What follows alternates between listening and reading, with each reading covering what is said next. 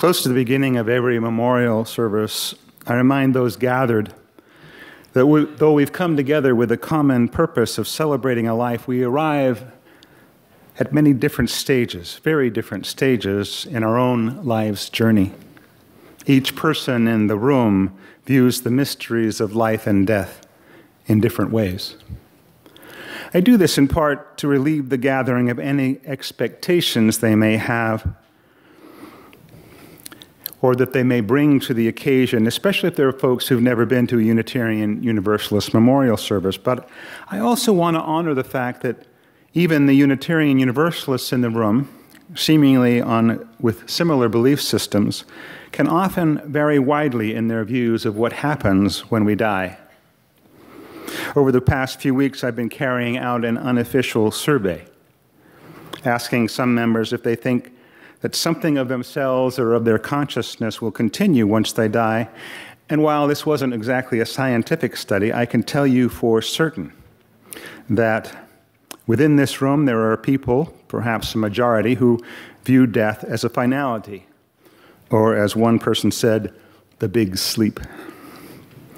For some of these folks, there's a comforting sense of being part of the natural cycle of life and death.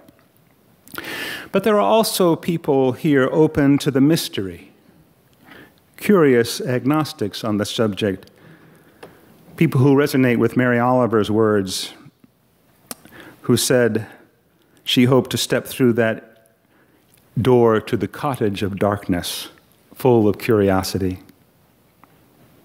I know there are folks whose thoughts tend towards an Eastern view that death is a release into a larger cycle of ongoing being. And I know that there are people who on some plane hope for or anticipate a reconnection with either loved ones or with the divine spirit or something similar. I also know that there are people here who have experienced significant connections with deceased spouses or family members that they can't really quite explain, but at least it makes them wonder. As Unitarian Universalists, we approach this subject with humility, honoring and respecting all these views, recognizing that while our individual paths are sometimes widely varied, we share a common journey from birth through life and to death, and the common belief that it is this life that matters. Our memorial services are not meant to emphasize our differences or to dwell too long in sadness, but to remember and hold up what is exemplary even in the simplest of lives. They offer us a reminder that no matter what we think lies on the other side of death, what we do up to that point is of far greater importance. And thus it is for us to rededicate ourselves to the task of living as best we can and of contributing to the greater good when we can. And yet, while I value our memorial services, I also know that the mysteries of life and death, especially our own lives and imagined death, are not something on which we spend a lot of conscious time, or if we do, we can find it a troubling subject. When I asked some of the folks if they feared death, the response again was mixed, but almost always there was a pause and an internal check before the answer came. Talking too seriously about death creates discomfort in our day-to-day lives. It is much easier to let ourselves be distracted. In fact, our culture often seems to drive us in other directions. On the one hand, it can keep us busy and our minds cluttered with all sorts of seemingly important stuff. As Stephen Covey liked to say, we get involved in the thick of thin things. On the other hand, there's this obsession we have with problem solving. Unitarian Universalists are especially good at this. We like to build and control, and we don't like situations we can't master, like suffering or death. In this way, death can be seen as failure, not just on the part of the medical establishment, but also in our own minds when we run afoul of unmet expectations, ours or others. Fear of failure and fear of death are closely intertwined, and both rank right up there with the fear of public speaking at the top of many people's list. In her book, Finishing Strong, Barbara Coombs-Lee, former CEO and president of Compassion and Choices, tells of when she was a young nurse and mystified at the differences in the way people responded to the nearness of death. She tells the story of Otto and Nate. In his mid-60s, Otto was dark-haired and gaunt. He had been a skilled metal worker, but now, shoulders slumped, his eyes hollowed, he paced the corridors of a Manhattan hospital, pushing his IV pole, dying of emphysema. He didn't have visitors. The nightstand next to his bed was devoid of cards or flowers. He didn't read or watch television or talk on the phone. He didn't engage his caregivers in small talk, rarely meeting their eyes. He was remote, and his pain was far more than physical. Even when with death close at hand, he didn't acknowledge it. He seemed to be in a state of limbo, neither accepting the end nor angry in the circumstance. But his anguish was palpable. As Lee writes, he was a patient whose sharpest suffering was not within the staff's power to diminish. Some years later, in a continent away, Barbara Coombs-Lee met Nate, a cardiac patient dying of heart disease. He was perhaps 10 years older than Otto, but vastly different in appearance, seeming younger and full of warmth, his eyes meeting those who cared for him. His doctor, a compassionate physician, himself in his 70s, had accepted his patient's decision to forego further heroic measures, allowing nature to finally take its course. Nate's family, always close at hand, came in one by one to say goodbye and tell him they would remember him. And through it all, Nate radiated a kind of grace that hardly left him, even as he slipped gently away. As Barbara helped put some of Nate's things in a box, she found and read a 4-line poem titled Dying Speech of an Old Philosopher by Walter Savage Landor that Nate had brought with him and had put in the drawer at his bedside table. It goes like this: I strove with none, for none was worth my strife. Nature I loved, and next to nature, art. I warmed both hands before the fire of life. It sinks, and I'm ready to depart. In the moment that Barbara stood there looking at those lines, understanding flooded in. Death, she later wrote, is not the nightmare hovering in the margins of awareness. The nightmare, the terror, is never having lived, of not warming both hands before the fire of life. Otto and Nate stood at different ends of that spectrum. One of the greatest privileges of this work, the work of ministry, is to have the opportunity to sit with folks who are in the process of dying, and also to spend time with those who are losing or grieving a loved one. They are such precious moments. To be present and offer love and kindness in whatever way seems right. Most often it is simply silence and companionship, a good ear, few words.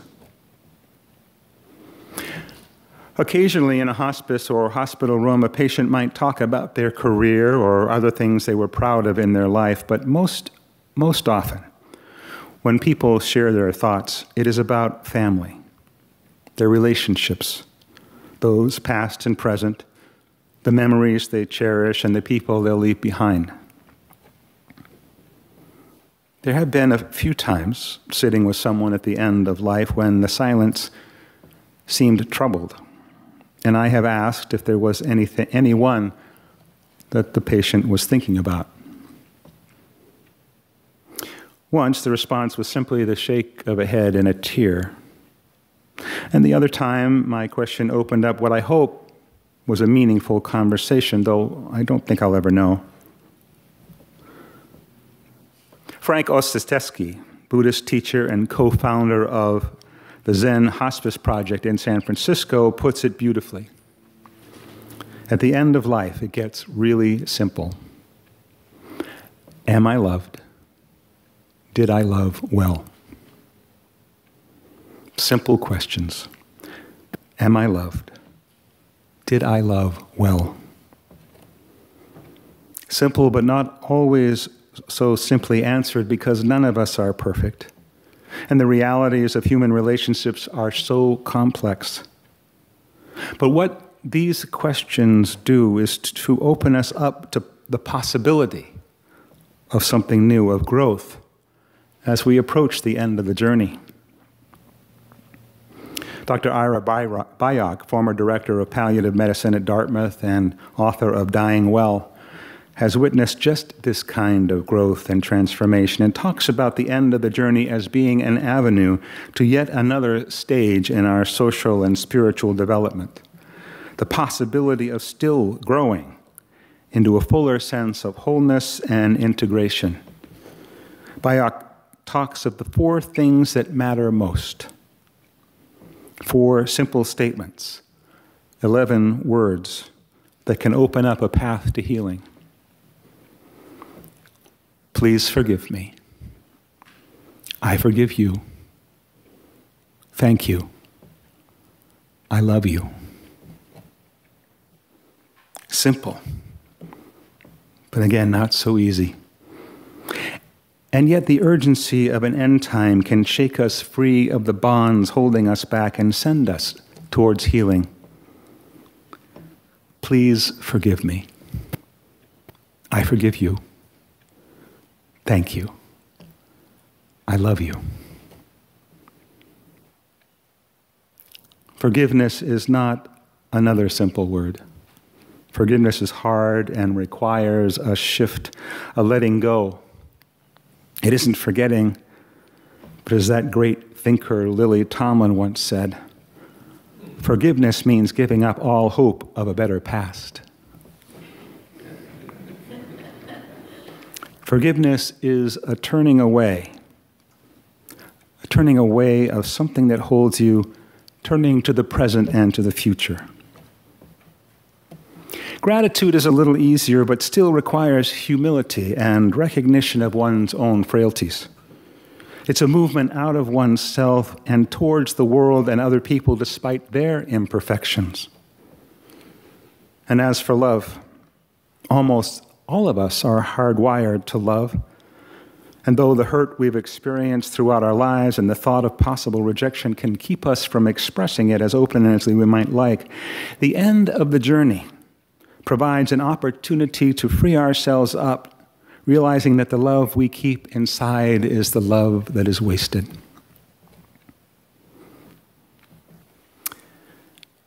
I'm sure you know that I know that life and death are unpredictable, and that many of us won't have this kind of time or presence of mind to do all this wonderful work at the end of our life's journey.